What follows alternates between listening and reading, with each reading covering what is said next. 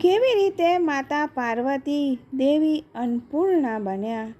જ્યારે ભગવાન શંકરની સાથે તેમનો વિવાહ થયો ત્યારે પહેલીવાર તેઓ કૈલાસ પર્વત પર આવે છે ત્યારે તેમને ખબર પડે છે કે બધા જ શિવગણ જે કૈલાસ પર્વત પર રહેતા હતા ભગવાન શંકરના ભક્ત તેમના જીવન જીવવા માટે તેમને આનંદમાં રહેવા માટે ત્યાં કંઈ હતું જ નહીં. કેટલાક ધ્યાન કરીને, કેટલાક પોતાનું કામ કરીને અને કેટલાક અન્ય સાધનાઓ જેવા કે આધ્યાત્મિક સાધનાઓ કરીને તેમાં વ્યસ્ત રહેતા હતા અને ભગવાન શંકર પણ હંમેશા ધ્યાનમાં જ વ્યસ્ત રહેતા હતા. દરેક લોકો યોગી અને તપસ્વી હતા અને એવી રીતે જ પોતાનું જીવન જીવતા હતા. કોઈ પણ પોતાની જાતને સ્વચ્છતામાં નહોતું રાખતું કે નહીં તેમને ભોજનની પડેલી હતી. તેઓ બધા કુંવારા જ પોતાનું જીવન જીવી રહ્યા હતા. દેવી પાર્વતીએ જ્યારે આ બધું જોયું ત્યારે તેઓ ખૂબ જ હેરાન થઈ જાય છે અને તેમને બદલવા માટે સૌથી પહેલાં તેમણે રસોઈ સ્થાપિત કરવાનું નક્કી કર્યું. હવે રસોઈ બનાવી હોય તો વાસણ તો જોઈએ, એટલે માતા પાર્વતીએ અલગ અલગ પ્રકારના વાસણો મંગાવ્યા અને એક રસોઈ ઘર બનાવ્યું અને તેમાં ખાવાનું બનાવવાની જે જરૂરી ચીજ વસ્તુ હતી તે ભગવાન શંકરના ગણોને પૂછવાનું શરૂ કર્યું અને ગણોએ બધાએ કહ્યું કે આવું કાંઈ કરવાની જરૂર નથી. અમારે તો રસોઈની જરૂરત જ નથી, કારણ કે અમે તો કાચા ફળ, કંદમૂળ, જળ વગેરે ખાઈને અમારું જીવન વ્યતીત કરીએ છીએ. ગણના આ બદલાવથી તેઓ ખુશ ન હતા, કારણ કે જે ભગવાન શંકરના ગણ હતા તે લોકોને માતા પાર્વતીનું આ રસોઈ ઘર બનાવવું પસંદ ન હતું. પરંતુ માતા પાર્વતીએ બધાના માટે ખાવાનું બનાવવાનું તેમને ખૂબ જ હોશ હતો. જય શ્રી કૃષ્ણ મિત્રો, સ્વાગત છે તમારું મારી ચેનલ સ્નેહ સાગરમાં. જો આ દેવી પાર્વતી અન્નપૂર્ણા માતા કેવી રીતે બન્યા તે કથા આપ સર્વને પસંદ આવી હોય તો મારી ચેનલ લાઈક, શેર અને સબસ્ક્રાઈબ કરી બેલ આઇકોન હિટ કરશો. જ્યારે ભોજન બનાવવાનું શરૂ થયું ત્યારે અલગ અલગ પ્રકારના અવાજ આવવા લાગ્યા. તે ભગવાન શંકરના ગણોને આ બધું એકદમ નવાઈ પ્રમાણે તેવું હતું અને આવો અવાજ તે લોકોને પસંદ ન હતો.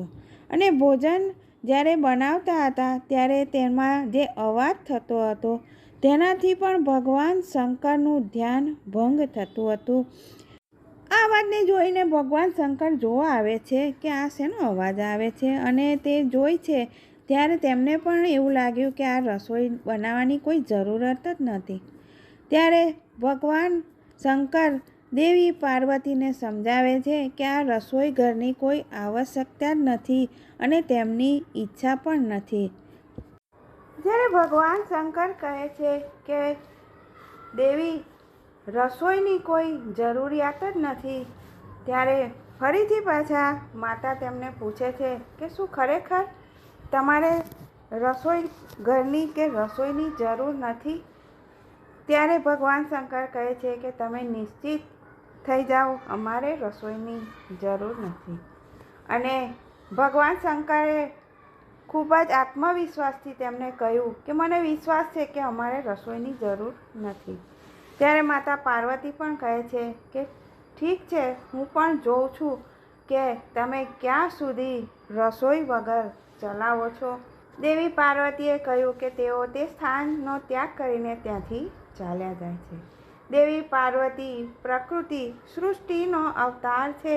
જે ચીજોને તેઓ પ્રગટ કરી શકતા હતા, જેને આપણે જોઈ શકતા હતા, સૂંઘી શકતા હતા, સ્પર્શ કરી શકતા હતા અને મહેસૂસ પણ કરી શકતા હતા, જેવા તેઓ ત્યાંથી ચાલ્યા ગયા તો જે ભોજન બનાવ્યું હતું તે ભોજનની સુગંધ એટલી બધી તીવ્ર હતી કે કૈલાસ પર તેની સુગંધ આવવાનું શરૂ થઈ ગયું અને બધા જ ગણ ભૂખનો અનુભવ કરવા લાગ્યા. જેવી તેમને ભૂખની અનુભૂતિ થવા લાગી તેવી જ રીતે ભગવાન શંકરને પણ એવો અનુભવ થવા લાગ્યો, કારણ કે તે પણ ભગવાનને એવો અનુભવ થતો હતો કે તેમને પણ ભૂખ લાગે છે. અને એ અનુભવ એવો હતો કે જે તેમના ભક્ત પણ અનુભવ કરી રહ્યા હતા, તેમના ગણો પણ અનુભવ કરી રહ્યા હતા. અને આ પ્રકારે બીજી વાર ભગવાન શંકરનું ધ્યાન ભંગ થયું, કારણ કે પહેલી વખત જ્યારે માતા પાર્વતી રસોઈ બનાવતા હતા ત્યારે તેને વાસણના અવાજથી તેમનું ધ્યાન ભંગ થયું હતું. અને આ બીજી વખત જે ભોજન બનાવ્યું હતું તેની તીવ્ર સુગંધને કારણે તેમને ધ્યાન ભંગ થયું અને સ્વયં એ ધ્યાન ભંગ ભૂખને લીધે થયું. ભૂખ વધવાની પ્રવૃત્તિ જોઈને તેમને આશ્ચર્યચકિત થયું. તેમણે ગણોની સાથે વિચાર વિમર્શ કર્યો કે આ ભૂખ કેવી રીતે લાગે છે અને આટલી બધી સુગંધ ક્યાંથી આવી રહી છે. ત્યારે તેઓ રસોઈમાં ગયા તો ત્યાં જઈને તેમણે જોયું તો ભોજનના બધા જ પાત્ર તો ખાલી હતા.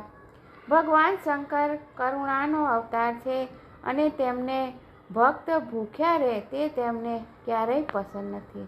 તેઓ દેવી પાર્વતીની શોધમાં કૈલાસ પર્વતની બહાર જાય છે, કારણ કે દેવી પાર્વતી જ હતા જે તેમની ભૂખને શાંત કરી શકતા હતા.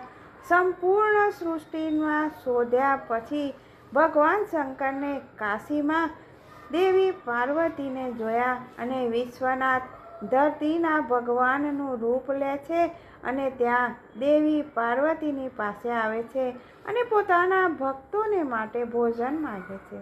દેવી પણ દયાળુ હતા. તેમણે આ પ્રકારે દેવી અન્નપૂર્ણાનું રૂપ લીધું અને આ રૂપને ગ્રહણ કર્યા બાદ તેમણે ભગવાન શંકરને બધું જ ભોજન આપ્યું અને જેને આ બ્રહ્માંડમાં બધા જ ગણો અને અન્ય પ્રાણીઓમાં વિતરણ કરી દીધું. આ કથાને અન્નપૂર્ણા અષ્ટકમાં પણ દર્શાવવામાં આવ્યું છે અને જેમાં એક મંત્ર આવે છે જે હંમેશા આપણે ભોજન ગ્રહણ કરતા પહેલાં સાંભળવો જોઈએ.